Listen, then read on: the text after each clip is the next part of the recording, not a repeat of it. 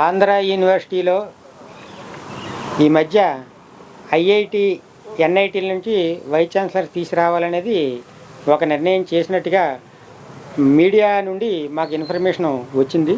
ఈ ఒక్క ఆంధ్ర యూనివర్సిటీయే కాదు, మిగిలిన యూనివర్సిటీలు సుమారు 7 యూనివర్సిటీలకి సెర్చ్ కమిటీలు కంప్లీట్ అయ్యాయి. వాళ్ళల్లో ఆ సెర్చ్ కమిటీల్లో ఎక్కువగా ఉన్నటువంటి వాళ్ళందరూ కూడా ప్రైవేట్ యూనివర్సిటీ నుంచి, ప్రైవేట్ ఆర్గనైజేషన్స్ నుంచి 70% ఆ కమిటీలో ఉన్నట్టుగా సమాచారం తెలుస్తూ ఉంది. ఇది చాలా దుర్మార్గమైనటువంటి విషయం.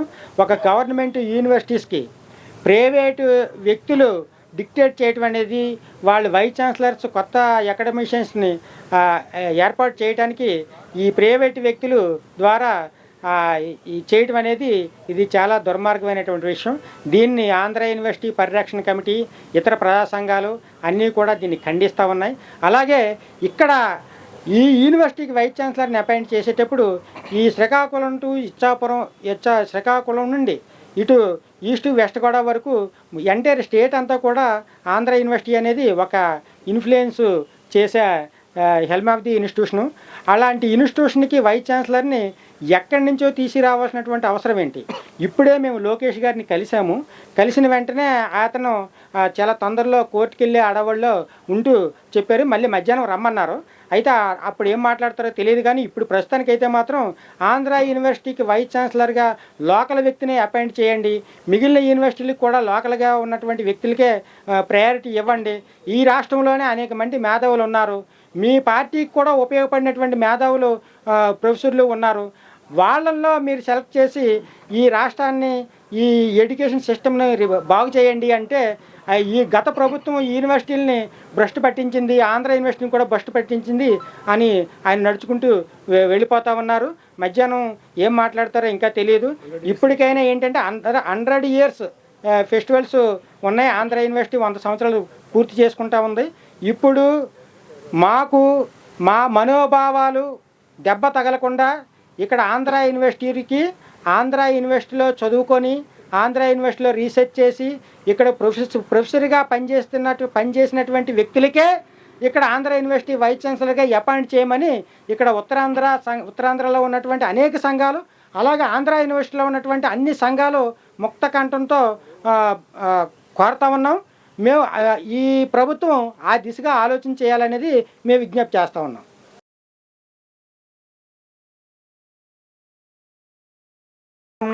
ఎస్ఎఫ్ఐ కార్యదర్శిగా పనిచేస్తా ఉన్నాను. ఏదైతే ఇదివరకు యూనివర్సిటీల్లో కేంద్రీకరణ తీసుకువచ్చి యూనివర్సిటీల విద్యా వ్యవస్థను మొత్తాన్ని కూడా నాశనం చేసే విధంగా ఈ యొక్క కేంద్ర ప్రభుత్వం అనేది పన్నాగాలు పొందుతూ ఉంది.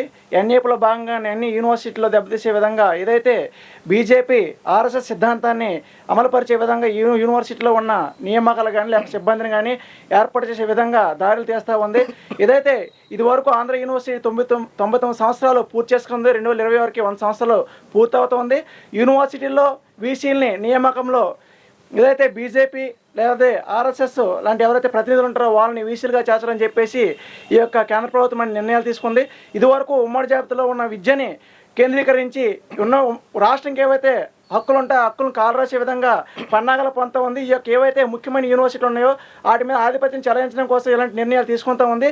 ఇలాంటి నిర్ణయాలకి ఎస్ఎఫ్ఐగా, ఏఐఎస్ఎఫ్ఐ అలాగే డిఫరెంట్ స్టూడెంట్ యూనియన్లుగా మేము అందరం కూడా వ్యతిరేకిస్తూ ఉన్నాం. తప్పకుండా ఇక్కడుండే ఎవరైతే ప్రామాణికంగా ఉంటారో వాళ్ళని వీసీలుగా నియమించాలని చెప్పేసి కోరుతూ ఉన్నాం.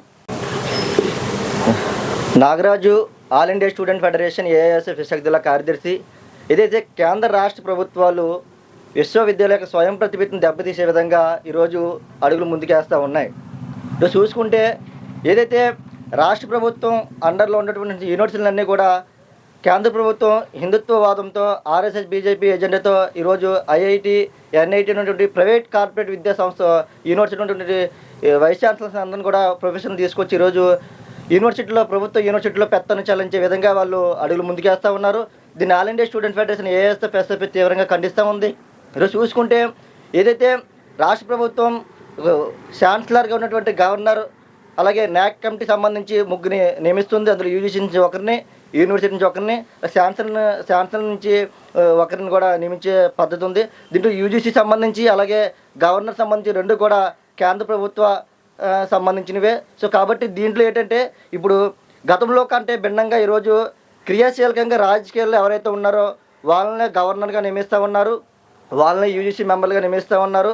దాంట్లో భాగంగానే ఈరోజు రాష్ట్ర ప్రభుత్వం సంబంధించి గవర్నర్ కావచ్చు, యూజీసీ మెంబర్గా అందరూ కూడా బీజేపీ కనుసంధానంలో నడిచే వ్యక్తులే. కాబట్టి ఈరోజు వాళ్ళకి అనుకూలంగా ఎవరైతే ఉన్నారో ఈరోజు యూనివర్సిటీలను కూడా వ్యాపారమయంగా చేసే విధంగా వాళ్ళకి అనుకూలంగా ఎవరైతే ఉన్నారో వాళ్ళనే ఈరోజు యూజీసీ నిబంధనలు విరుద్ధంగా వాళ్ళకి అనుకూలంగా నిబంధనలు మార్చుకొని ఈరోజు నియమించే పద్ధతి కనబడుతూ ఉంది. ఈరోజు వైస్ ఛాన్సలర్కి కాలపరిమితి 3 సంవత్సరాలుగా ఉంటే ఇప్పుడు వరకు ఉన్నటువంటి నిబంధనల ప్రకారం వాళ్ళు తీసుకొచ్చే నిబంధనల ప్రకారం ఎవరైతే ప్రైవేట్ యూనివర్సిటీలో అసోసియేట్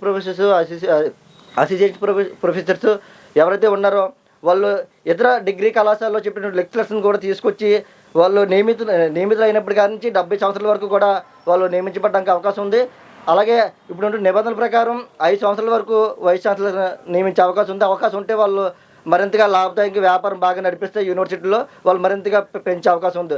దీన్ని మేము పూర్తిగా ఖండిస్తూ ఉన్నాం. ఏదైతే స్వయం ప్రతిపత్తి కాపాడే విధంగా ఈ రాష్ట్రాల పరిధిలోనే యూనివర్సిటీ వైస్ ఛాన్సలర్ నియమించే విధంగా అది పూర్తి స్థాయిలో రాష్ట్ర ముఖ్యమంత్రి పరిధిలో ఉండే విధంగానే నిబంధనలు అమర్చాలని చెప్పి డిమాండ్ చేస్తాం. ఈరోజు కేరళ ప్రభుత్వం కావచ్చు, పశ్చిమ బెంగాల్ ప్రభుత్వం కావచ్చు, వాళ్ళందరూ కూడా వాళ్ళు డిమాండ్ చేసేది ఏంటంటే రాష్ట్ర పరిధిలోనే యూనివర్సిటీ వైస్ ఛాన్సలర్ నియమించే విధంగా వాళ్ళ హక్కులు కల్పించే విధంగా ఉండాలని చెప్పేసి వాళ్ళు డిమాండ్ చేస్తూ ఉన్నారు. ఇక్కడ ఈరోజు మన రాష్ట్రంలో వచ్చేసరికి ఎన్డీఏ ప్రభుత్వం, జనసేన కావచ్చు, టీడీపీ కావచ్చు, బీజేపీ కావచ్చు పూర్తిగా కూడా ఈరోజు కేంద్ర ప్రభుత్వం, బీజేపీ ప్రభుత్వం ఏదైతే అనుకూలంగా మార్చుకుంటూ ఉన్నారో వాళ్ళకి ఒత్తాసు పలికి వాళ్ళు చెప్పే విధంగా వాళ్ళు ముందుకు అడుగులు వేస్తూ ఉన్నారు. ఈరోజు రాష్ట్ర